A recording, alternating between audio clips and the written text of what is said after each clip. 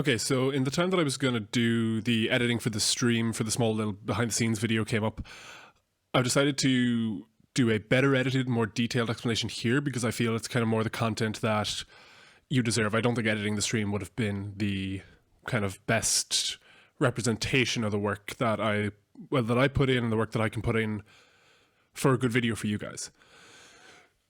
So getting into this, we're going to be breaking down one of the episode 2 tracks that I've kind of condensed down for this. It was originally a 20 or so minute track of looping sections, so we're kind of bringing that down to about 4.5 minutes, 4 or 5 minutes.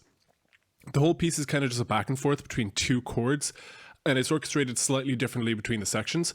It's a really, really nice voicing of a minor 11th chord that I'll show you on screen now.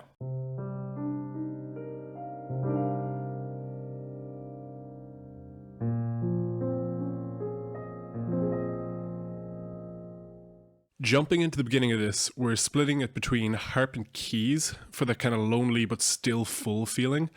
We're arpeggiating them so we keep the idea of movement, and the high keys line here is going to be repeated from different sections in the overall piece, kind of keeping the feeling of loneliness over even like the more bouncy sections.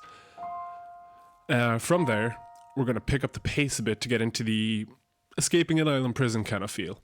We really want to get that going, kind of bringing it in the cello for the first time, along with the timpani, snare, that accents the kind of driving forward rhythm that I'm trying to get across. Dropping that cello out again for the last repetition, we wind down kind of towards this bouncy section that brings the whole string section in with a really nice pizzicato thing. Here's where we're going to take that piano figure that we heard over the C minor 11 to B flat minor 11 and expand it out into the pizzicato string section, giving that really nice bouncy, plucky feeling, dropping out the timpani for just a snare.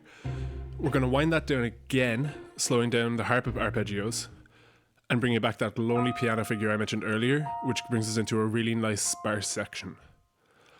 Pizzicato strings are one of kind of the biggest features of this piece, so in my opinion, giving them their own section fully to get that kind of forlorn feeling across was a must. Adding that low suspended strings for the ending part really kind of tied the section together emotionally and gave it that feeling that I really want to push through with it. Overall, this is kind of a nice mix of forlorn and triumphant emotion throughout, which for an escape sequence where anything can go wrong is exactly what I think we should go for. And here's what we have so far.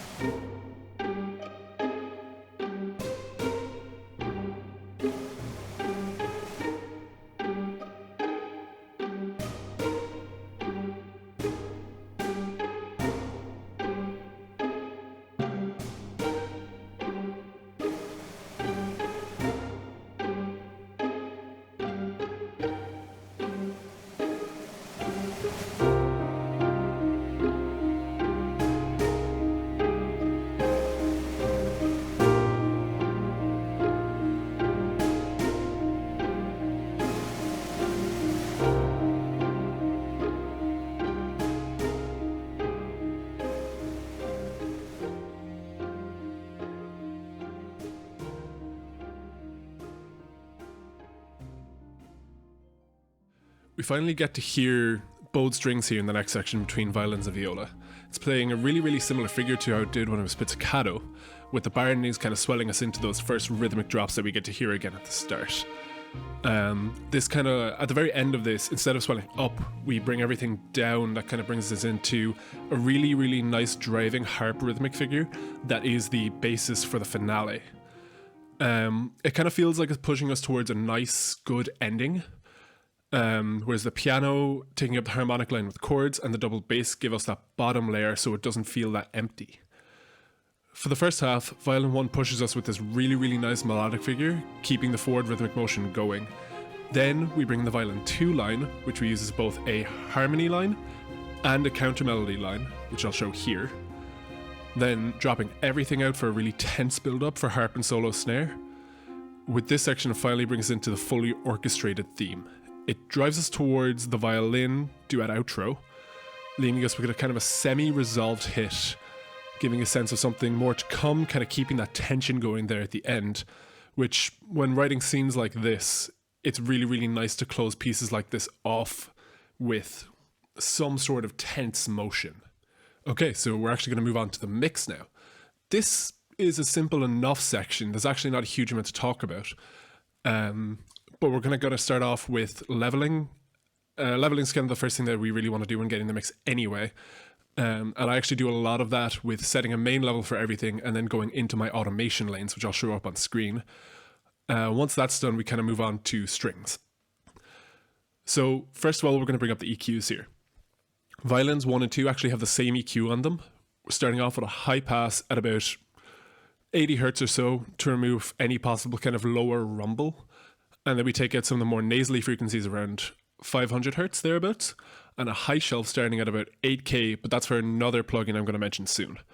You normally wouldn't do this, but because of what I'm using, it's kind of a compensation EQ kind of thing for that. We also have a similar EQ on the viola with the high shelf, but its frequency range, we decided to take out the more boxy frequencies at 1K instead of 500.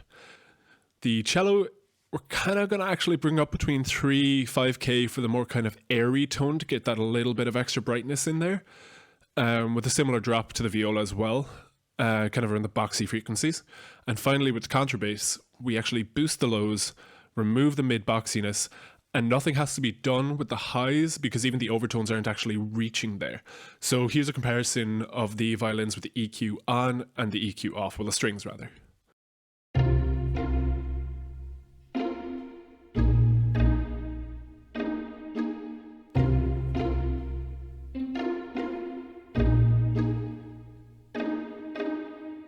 Going back to the low shells I was actually talking about, I'm using Xfer's OTT multiband compressor. This is kind of going to make the strings a lot brighter, punchier, more forefront in the piece. And here's how that sounds with it on and with it off.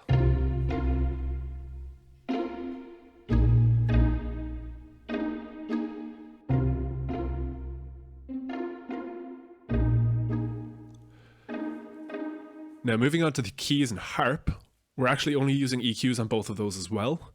And basically, there's nothing on the harp aside from taking out the harsh highs, which we kind of get from those like high plucks that we're hitting at the top of the range. On the keys, we kind of remove some of the low mids, boost the highs, very minor high pass, and slightly more drastic low pass to make it sound really, really bright and bell-like.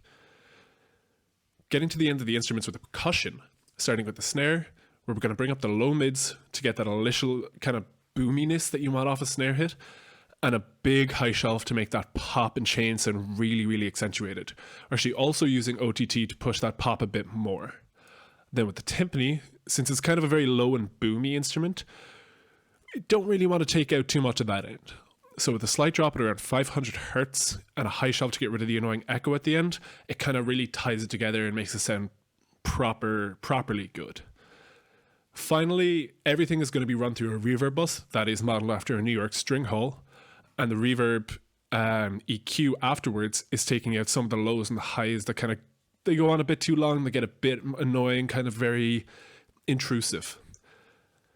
And in the end, that's the whole breakdown of the track. If you want to see more in the future, let us know on any of our social medias below. I'm going to leave this off on the full track. Thank you all again for listening to the podcast. Thank you all for having an interest in looking at the breakdown. Again, let me know in future if anything else wants to happen. And here is the full track.